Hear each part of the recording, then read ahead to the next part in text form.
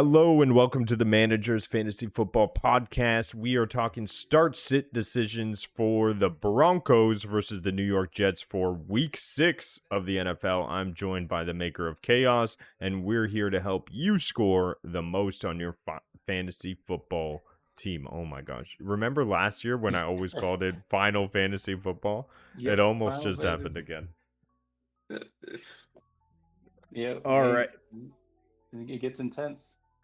Yeah, we're back and we're talking New York Jets versus the Broncos. That's right, Justin Fields is back at it again after a absolutely stunning Week 5 performance against Dallas, putting up 40 points for his fantasy managers, 32 of 46 passes for 283 yards.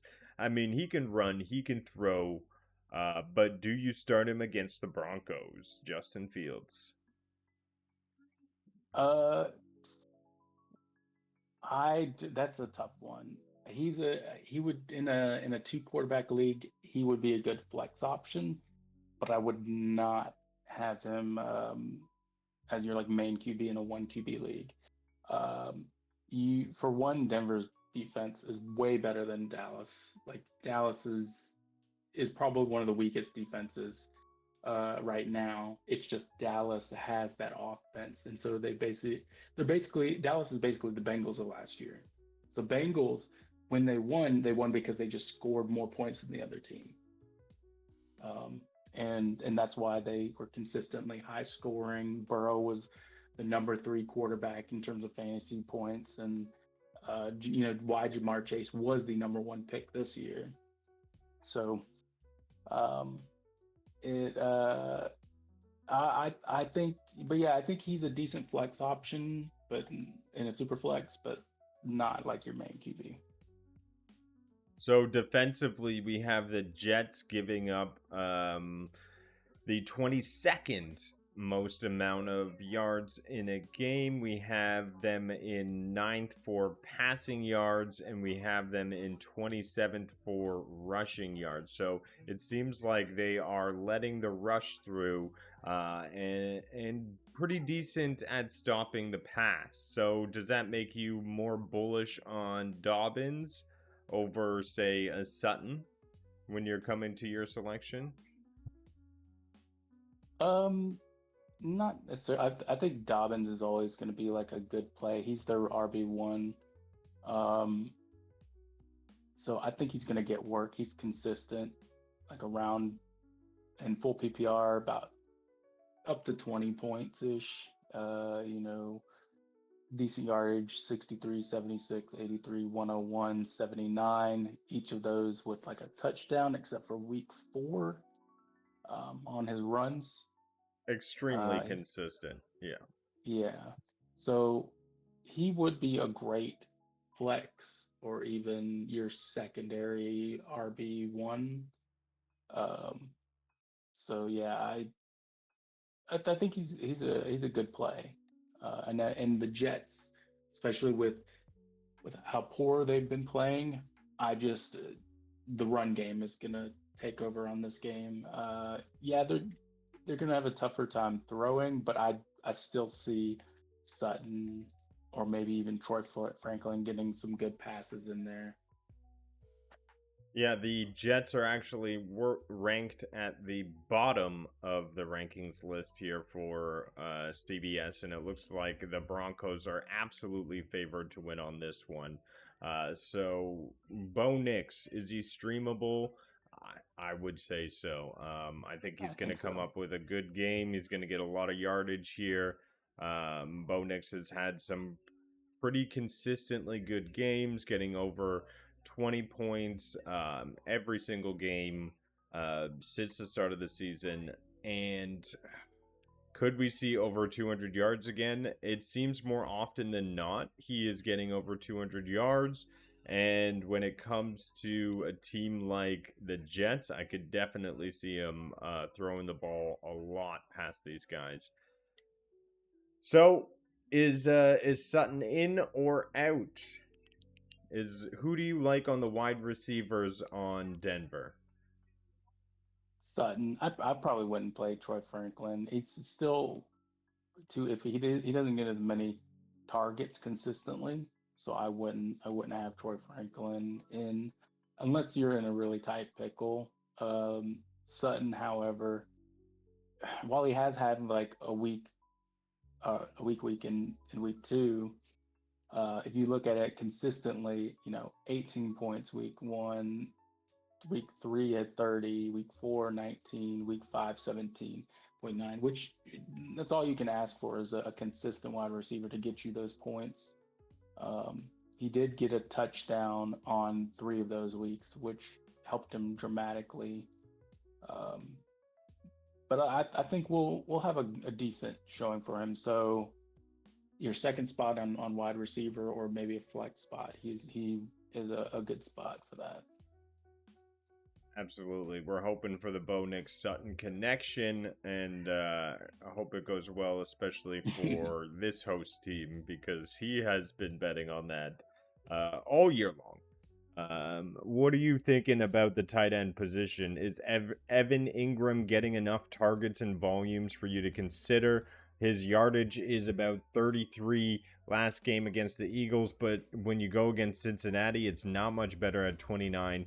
He's only receiving about 4 targets out of the 6 or 7 he's getting. He did come up with a touchdown, so there is a red zone play with him. However, is he consistent enough for you to say start him? Well, it's tough. I mean, his usage isn't that high. Like his snap percentage, 34, 43, 43, 41. So he's not even playing for a full half of snaps. Um, I mean, he has been getting more targets against the Bengals and the Eagles. We'll have to see how that turns out. I still think he's a little too inconsistent for my tight end position, personally. Yeah, I would agree. I'd like to see my tight end be on the field more, maybe a more consistent record of receiving targets. So definitely would pass on playing him. Now let's go over to the Giants as starting running backs here. We got Breece Hall, the shining star on this team for fantasy, just getting better and better in the past 3 weeks. Last week, over 113 yards, 8 yards per carry, 14 attempts, in addition to the receptions as well. So he's a dual threat, great age. But Denver has got a strong history in stopping the rush. They're 4th in the league when it comes to stopping the rush for defense. So I don't know. It's going to be a tough week for Breece Hall. I think he'll be fine because like you said, he's a double threat. He can adapt. He'll go. They'll try some runs, but if they struggle, he's good for a quick catch, which is good. Like you see, he got 38 yards catching, 31, 30, 42. I think he's going to consistently get that. I think he did fumble against Dallas last week, so hopefully he does a little better this week. Uh, and while Dallas, I don't expect the points that he got with Dallas because they were a weaker defense. I could see him as still a good start and a solid at least probably about 20 points this game. Yeah, I mean he's averaging over 100 yards per game, so he's definitely in the past 3 weeks. Sorry, but I would definitely be considering starting him. Seeing these types of numbers, seeing this type of volume, seeing these many attempts, because when the ball goes into his hands, there may just be that breakaway run. However, we haven't seen it this year. No rushing touchdowns and no receiving touchdowns. So you don't like to see that. You don't like to see no red zone work, but it's only a matter of time. And the Jets are not too great when it comes to rushing or getting the play forward. They just seem to be struggling with that altogether. But Breece Hall is definitely, I would say, a flex position. I think his floor is definitely around the 10 points area, so you're definitely going to be getting that. with the amount of attempts he's got. Yeah. Are you starting anybody else in that running team? Isaiah Davis? I don't think so. Nah, Breece Hall is like the only one that I would play. What about their For running back. receiving team? Garrett Wilson, Josh Reynolds, Tyler Johnson. You like Garrett Wilson this week for starting? He does seem great for... Yeah. Yeah, since they're going to be tougher on the run game, they're going to throw it. He's been consistent with his touchdowns, only missing one touchdown in week 2, but otherwise he's been grabbing one every single week. On average, he's getting about 9 to 13 targets, with a great record in receptions as well. Yeah, I mean, everything about him is looking pretty good. His yards per carry are also very nice. Yep. Yeah. Yeah, he's a good one. He's the only one I'd probably play out of the receiving end. Yeah, nobody else gets the start on this team this week. Well, Mason Taylor? Aside from their tight end, Mason Taylor he absolutely killed it. It's really good to see his usage increase. Like week 1, he had 1 target. Week 2, 6, 7, 12. So like he's getting more comfortable throwing to him, which is a really good thing. This is the top target for the Jets last week as well. What a bring up. Not rostered in 40% of leagues. This tight end, 21 years old, is showing himself. Started off slow, but he was part of a lot of snaps, so he was learning, right? And now they're involving him a lot more. 12 targets, 9 receptions last game. That's a very promising stat. A very promising record to see increase slowly. He has a lot of potential. And I do think he's going to continue to do well on the tight end spot. Good shout from Maker. Mason Taylor, definitely want to keep him on your radar. If not, maybe even pick him up. Keep him on your bench because you never know when one of your tight ends is going down. Exactly. All right.